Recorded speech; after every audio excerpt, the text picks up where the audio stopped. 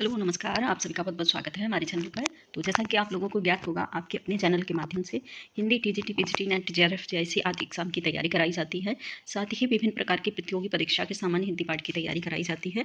जो लोग चैनल पर नए हैं, चैनल को सब्सक्राइब जरूर करें, वीडियो अच्छा लगे लाइक शेयर जरूर करें, साथ में बेल आइकन प्रेस करें, जिससे कि मेरा जो भी वीडियो नया आए उसका नोटिफिकेशन सबसे पहले आप तक पहुँचे। तो आज सभी से निवेदन है कि वीडियो को लास्ट तक जरूर देखिएगा, क्योंकि वीडियो बहुत ही महत्वपूर्ण होने वाला है आप सभी के लिए। इसमें हमने जो है हिंदी साहित्य के गद्य विधाओं के से लिया है और सभी गद्य विधाओं को इसमें मिक्स किया है और सारी ही इसमें विधाओं से क्वेश्चन को कलेक्ट किया है। तो सभी से रिक्वेस्ट है वीडियो को लास्ट तक जरूर देखिएगा और अगर कुछ डाउट लगता है तो कमेंट के माध्यम से हमें ज़रूर बताएं, साथ ही अपना स्कोर ज़रूर मेंशन करें। तो चलिए देखते हैं, पहला प्रश्न है, क्या भूलूं क्या याद करूं, किसकी रचनाकार की आत्मकथा है। क्या भूलूं क्या याद करूं, किस रचनाकार की आत्मकथा है। अच्छा सा प्रश्न है, बहुत बार रिपीट हुआ है। ऑप्शन है हमारे हरवंश राय बच्चन, महादेवी वर्मा, निराला और पांडे विचन शर्मा। ठीक है, तो ये 4 ऑप्शन है। आंसर जो होगा हमारा फर्स्ट सही हो जाएगा। हरवंश राय बच्चन के द्वारा ये महत्वपूर्ण आत्मकथा लिखी हुई है। इसके 4 भाग हैं। 4 बसेरे से दूर, नीड का निर्माण और क्या भूलूं क्या याद करूं। इस प्रकार से इन्होंने 4 विध किए हैं, चारों के नाम अलग अलग हैं। इसके बाद नेक्स्ट दूसरा प्रश्न है, निराला की साहित्य साधना किस आलोचक की पुस्तक है। बहुत बार रिपीट हुई है ये रचना, बहुत अच्छी सा प्रश्न है ये, निराला की साहित्य साधना। ऑप्शन है नामवर सिंह, सिद्धांत सिंह चौहान और डॉक्टर नागेंद्र और रामविलास शर्मा। 4 ऑप्शन है। बहुत ही महत्वपूर्ण भूमिका निभाता है ये प्रश्न हमारे हिंदी साहित्य जगत में, बहुत बार रिपीट हुआ है। तो अब आंसर जो होगा वो होगा रामविलास शर्मा। रामविलास शर्मा के द्वारा ही लिखा हुआ है निराला की साहित्य साधना। निराला के विषय में इन्होंने इस आलोचना के निरूपण किया है। इसके बाद नेक्स्ट दूसरा प्रश्न है, अरोड़ और मधुलिका किस कहानी के पात्र हैं। अच्छा सा प्रश्न है, बहुत बार रिपीट होते हैं ये प्रश्न, हर मोस्टली एग्जाम में कोई ना कोई 1 या 2 प्रश्न ऐसे बन जाते हैं जो किसी न किसी मतलब विधा के पात्रों को पूछा जाता है, उनके नाम, ठीक है, या फिर उन्हें रिलेट करके पूछा जाता है। तो अच्छा प्रश्न है अरोड़ और मधुलिका। ऑप्शन है चित्तौड़ का द्वार, अशोक के फूल और आकाशदीप पुरस्कार। ये 4 ऑप्शन है। और अशोक के फूल जो है हजारी प्रसाद द्विवेदी के द्वारा रचित निबंध है। आकाशदीप जसंकर प्रसाद की एक कहानी है और पुरस्कार ये दोनों ही हैं। आंसर हमारा पुरस्कार हो जाएगा। इसके बाद नेक्स्ट दूसरा प्रश्न है, जिंदगी नामा किस रचनाकार की रचना है। किसकी रचना है जिंदगी नामा। अच्छा सा प्रश्न है। ऑप्शन है मन्नू भंडारी, मृदुला गर्ग, कृष्णा सोबाती और उषा प्रियावदा। तो 4 ऑप्शन है। आंसर जो होगा हमारा थर्ड सही हो जाएगा। कृष्णा सोबाती के द्वारा ही इन्होंने एक आत्मकथा है जिंदगी नामा और लिखा है इन्हें। तो आंसर जो होगा कृष्णा सोबाती का हो जाएगा। इसके बाद नेक्स्ट दूसरा प्रश्न है, वियोगी हर का पूर्ण नाम क्या है। ठीक है, वियोगी हर का पूर्ण नाम था वो हमें बताना है। ऑप्शन है श्री राम प्रसाद द्विवेदी, हरि प्रसाद द्विवेदी और हरि द्विवेदी और गिरधर द्विवेदी। आंसर 4 हैं और ऑप्शन 4 हैं। आंसर होगा 2 सही। हरिहर प्रसाद द्विवेदी ही वियोगी हर का दूसरा नाम है, यानी कि पूर्व नाम है। इसके बाद है देहाती दुनिया के रचनाकार। अच्छा सा प्रश्न है, देहाती दुनिया रिलेटेड प्रश्न है और बहुत बार रिपीटेड हुआ है। ऑप्शन है हजारी प्रसाद पद्मलाल पन्नालाल बख्शी, हजारी प्रसाद द्विवेदी, शिवपूजन सहाय और बलभद्र दीक्षित ढीढस। 4 ऑप्शन है। तो आंसर जो होगा वो हो जाएगा ए सही, पद्मलाल शिवपूजन सहाय। आंसर जो है शिवपूजन सहाय हो जाएगा। ठीक है, देहाती दुनिया। अच्छा सा प्रश्न है। इसके बाद नेक्स्ट दूसरा प्रश्न आता है, गेहूं और गुलाब किस रचना की विधा है। अच्छा सा प्रश्न, गेहूं और गुलाब। ऑप्शन है उपन्यास है, कहानी है, नाटक है और संस्मरणात्मक रेखा चित्र है। तो अच्छा सा है गेहूं और गुलाब। आंसर जो होगा हो जाएगा संस्मरणात्मक। ठीक है, और इसके बाद नेक्स्ट दूसरा प्रश्न है, एक बूंद सहसा उछली की रचना विधा है। एक बूंद सहसा उछली किस प्रकार की विधा है, क्या बताना है। ऑप्शन है संस्मरण, डायरी, रिपोर्टर्जा या फिर यात्रा साहित्य। आंसर जो होगा यात्रा साहित्य हो जाएगा। आज्ञे के द्वारा लिखित है, आज्ञे के द्वारा है ये लिखित रचना है। इसके बाद नेक्स्ट है जुलूस, उपन्यास के लेखक है। अच्छा सा प्रश्न है, जुलूस बहुत बार आता है। और ऑप्शन है नागार्जुन है, मोहन राकेश है। इसके बाद जो आते हैं कमलेश्वर है और फटेश्वर राय रेडू है। तो आंसर जो होगा 4 सही हो जाएगा। फटेश्वर रेडू के द्वारा ही लिखा गया महत्वपूर्ण उपन्यास है जुलूस, बहुत बार एग्जाम में रिपीट हुआ है और ये आंचलिक उपन्यासकार माने जाते हैं। आंचलिक उपन्यास के क्षेत्र में ये महत्वपूर्ण है, सर्वश्रेष्ठ माने जाते हैं लेखक। और इन्होंने जितने भी उपन्यास लिखे हैं मोस्टली आंचलिक उपन्यास ही लिखे हैं। इसके बाद नेक्स्ट आता है बकरी नाटक किस के रचयिता हैं? बकरी नाटक, अच्छा प्रश्न है। बकरी नाटक किसका है? ऑप्शन है मोहन राकेश है, हबीब तनवीर है, सर्वेश्वर दास सक्सेना, उपेन्द्रनाथ अस्क हैं।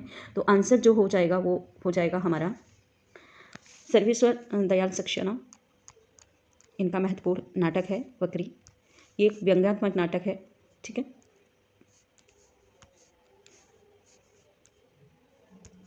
व्यंग्यात्मक है। इसके बाद नेक्स्ट दूसरा प्रश्न है संयुक्ता स्वयंवर। संयुक्ता स्वयंवर हमें बताना है क्या है? नाटक है, कहानी है, उपन्यास है या फिर जीवनी है? तो आंसर जो होगा वो हो जाएगा उपन्यास संयुक्ता स्वयंवर। और ये श्रीनिवास के द्वारा लिखित है, श्रीनिवास के द्वारा। इसके बाद नेक्स्ट दूसरा प्रश्न है गीतिका के रचनाकार कौन है? तो प्रसाद हैं, पंत हैं, निराला है, मुक्तिदा पांडे हैं। चार हैं, चारों ही हमारे छायावादी कवि हैं, ठीक है। तो बताना है गीतिका, तो ऑप्शन जो है आंसर हो जाएगा हमारा थर्ड सही, निराला के द्वारा लिखित महत्वपूर्ण रचना है। और निराला मुक्तक छंद के लिए फेमस हैं, मुक्तक छंद और लंबी कविता, लंबी कविता और मुक्तक छंद, इनके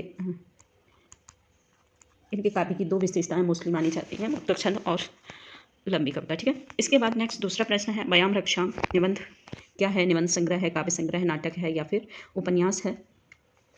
तो आंसर जो होगा वो हो जाएगा उपन्यास।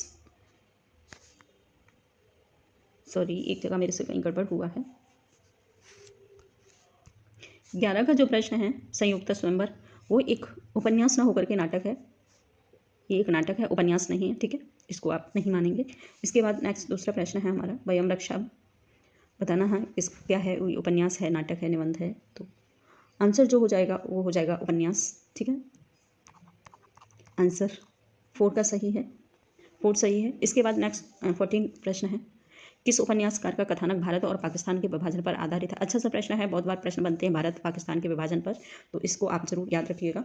ऑप्शन है झूठा सच, तमस, आधा गांव और 1 और 2, दोनों ही ऑप्शन इसमें इंक्लूड किए हुए हैं। तो आंसर जो हो जाएगा 4 सही हो जाएगा। 1 और 2 दोनों ही इसमें भारत पाकिस्तान के विभाजन की कथा वस्तु है। तो झूठा सच और तमस, तमस भीष्म साहनी का महत्वपूर्ण उपन्यास है। इसके बाद प्रश्न है 15 किशोरीलाल गोस्वामी कृत इंदुमती कहानी सर्वप्रथम कब और कहाँ से प्रकाशित हुई थी?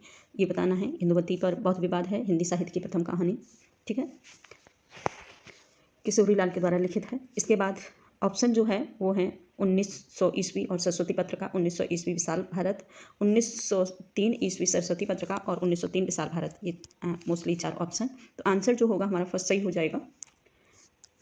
फर्स्ट 1900 ईस्वी और सरस्वती पत्रिका में जो हिंदी की प्रथम कहानी मानी जाती है इंदुमती किशोरीलाल की कृति, और तो उसका जो प्रकाशन हुआ था 1900 ईस्वी से सरस्वती पत्रिका से इनका निकाली हुई थी। तो आंसर इसका फर्स्ट सही हो जाता है। इसके बाद है प्रश्न नंबर 16 संसद से सड़क तक रचनाकार हैं? अच्छा सा प्रश्न है, संसद से सड़क तक विवादित प्रश्न रहा है खूब ये। इसके बाद मुक्त बोध धूमेल और सर्वेश्वर दास सक्सेना, लीलाधर जंगूड़ी। तो आंसर जो हो जाएगा संसद से सड़क तक फर्स्ट सेकंड धूमेल, धूमेल की ये प्रमुख रचना रही है। इसके बाद है प्रश्न नंबर 17 भागवंती उपन्यास के रचयिता हैं? अच्छा सा प्रश्न है। भागवंती सुदर्शन है, ज्ञानेंद्र है, रामरक्ष मैनपुरी यज्ञ हैं। तो आंसर यही बताना है कि कौन है। तो आंसर जो हो जाएगा सुदर्शन, फर्स्ट भागवंती उपन्यास के रचयिता हैं सुदर्शन, ठीक है। इसके बाद नेक्स्ट दूसरा प्रश्न है सरस्वती पत्रिका का प्रकाशन कहाँ से हुआ था? तो सरस्वती की पत्रिका का जो प्रकाशन वर्ष पूछा है, सॉरी, ये 1900 में हुआ था, ठीक है। और इसके बाद नेक्स्ट दूसरा प्रश्न है कहानी संग्रह दूसरा ताजमहल के लेखिका हैं? अच्छा सा प्रश्न है। लेखिकाएं मोस्टली अब कोई ना कोई दो या 3 प्रश्न बन जाते हैं कथा लेखिकाओं में से, तो आप इनको ज़रूर तैयार करिएगा। ऑप्शन है नासरा शर्मा है, क्षमा है, ममता कालिया है, अनीता जैन है। 4 ऑप्शन है। तो आंसर जो हो जाएगा वो हो जाएगा नासरा शर्मा, ठीक है। नासरा शर्मा का ये महत्वपूर्ण है, नासरा शर्मा, ठीक है, कहानी संग्रह है। इसके बाद नेक्स्ट दूसरा प्रश्न है देवेंद्र सत्यार्थी का संस्मरण का नाम है, देवेंद्र सत्यार्थी के द्वारा जो संस्मरण लिखा हुआ था उसका नाम हमें बताना है। माटी की मूर्तें रेखाएं बोल उठी, अतीत के चलचित्र, दीप बजे, शंख बजे। आंसर जो हो जाएगा 2 सही हो जाएगा, रेखाएं बोल उठी महत्वपूर्ण इनका ये रेखा चित्र रहा, संस्मरण रहा है, रेखाएं बोल उठी। इसके बाद 55 खंबे लाल दीवार किसकी रचना है? अच्छा सा प्रश्न है। ऑप्शन है श्रीकांत वर्मा है, गिरिराज किशोर हैं, उषा प्रिया बदाएं और कृष्णा सोबती हैं। तो जो 55 खंबे जो रचना है वो उषा प्रिया बदा के द्वारा लिखित महत्वपूर्ण रचना रही है। तो आंसर 3 सही हो जाएगा। इसके बाद प्रश्न है महादेव वर्मा को उनकी किस कृति पर ज्ञानपीठ पुरस्कार मिला था? अच्छा सा प्रश्न है। ज्ञानपीठ जो महादेव वर्मा को मिला है वो किस पर मिला है? और 1972 में इनको मिला है, 1972 में महादेव वर्मा को, 72 या 68 हो सकता है। इसके बाद आंसर जो होगा यामा पर मिला है इनको, ठीक है। इसके बाद नेक्स्ट दूसरा प्रश्न है, प्रश्न नंबर 23 कौन सी रचना मोहन राकेश की नहीं है? ये बताना है कौन सी रचना है जो मोहन राकेश की नहीं है। ऑप्शन है आषाढ़ का एक दिन है, लहरों के राजहंस है, आधे अधूरे कर्तव्य नहीं है। तो आंसर जो होगा 3 सही हो जाएगा। इसके बाद प्रश्न बनता है प्रेमचंद का मूल रूप से हिंदी में लिखित प्रथम उपन्यास। अच्छा सा प्रश्न है। प्रेमचंद का जो मूल रूप से हालांकि इन्होंने मतलब अनुवादित बहुत सारे उपन्यास लिखे हैं, तो इसमें अनुवादित नहीं पूछा है, ये पूछा है कि जो मूल रूप से इनका पहला जो उपन्यास बना है वो कौन सा है। तो आंसर होगा प्रेमा है और कायाकल्प है, गोदान है, गबन है। तो आंसर जो होगा वो हो जाएगा हमारा कायाकल्प, ठीक है। 2 सही है आंसर कायाकल्प इनका हिंदी का प्रथम मौलिक उपन्यास रहा है। इसके बाद प्रश्न है 25 भारतेंद्र पत्रिका के संपादक थे। अच्छा सा प्रश्न है भारतेंद्र के, और ऑप्शन है भारतेंद्र है, राधाचरण गोस्वामी, प्रताप नारायण मिश्र, बालकृष्ण भट्ट, 4 ऑप्शन है। तो आंसर जो हो जाएगा राधाचरण गोस्वामी 2। राधाचरण गोस्वामी के द्वारा ही ये प्रमुख भारतेंद्र पत्रिका का संपादन किया गया था। इसके बाद नेक्स्ट दूसरा प्रश्न है कौन सी रचना उपन्यास विधा पर आधारित नहीं है? अच्छा सा प्रश्न है, कौन सी रचना है जो उपन्यास पर आधारित नहीं रही है? ऑप्शन है चित्रलेखा, मृगनयनी, आत्मदाह है। और नेक्स्ट दूसरा जो प्रश्न है वातायन, ठीक है। तो आंसर जो होगा वो हो जाएगा 4 सही, वातायन, ठीक, वातायन। इसके बाद नेक्स्ट दूसरा है 27 मुंशी प्रेमचंद की रचना है, बताना है कौन सी जो रचना है मुंशी प्रेमचंद की है। दूसरा है चूड़ी वाली मीरा और पनघट, सौत, शरणार्थी। तो आंसर जो होगा हो जाएगा हमारा 3 सही, सौत। ये प्रमुख कहानी है इनकी, कोई लोग इसे प्रथम कहानी भी मानते हैं, सौत, ठीक है, प्रेमचंद की। आंसर 3 हो जाएगा। इसके बाद है धर्मवीर भारती की रचना नहीं है, धर्मवीर भारती की रचना बतानी है।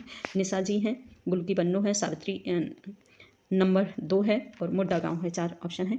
तो नहीं बताना है हमको, तो इसमें जो है आंसर हो जाएगा ए सही, निशा जी इनकी रचना नहीं। बाकी ये तीनों ही रचना हैं, मुर्दा गाँव, सावित्री नंबर 2 और गुल की बन्नो, ये तीनों ही रचनाएं धर्मवीर भारती की फेमस और प्रमुख रचनाएं रही हैं। इसके बाद प्रश्न है पत्थर की आँख किसकी कृति है? अच्छा सा प्रश्न है, पत्थर की आँख किसकी कृति है? राजेंद्र यादव की है, शिखर जोशी की है, कमल जोशी की है, नरेश मेहता की है, 4 ऑप्शन है। तो आंसर जो होगा फर्स्ट सही हो जाएगा, राजेंद्र यादव के द्वारा लिखित ये प्रमुख रचना रही है पत्थर की आँख। इसके बाद लास्ट और अच्छा प्रश्न है इंस्टॉलमेंट किसकी कृति है? इंस्टॉलमेंट किसकी कृति है? भगवती चरण वर्मा की है, रामकुमार वर्मा की, यशपाल की या फिर रेंडू की? तो आंसर जो होगा फर्स्ट सही हो जाएगा, भगवती चरण वर्मा के द्वारा ही ये प्रमुख रचना लिखी गई है इंस्टॉलमेंट। तो आज इतना ही, थैंक यू।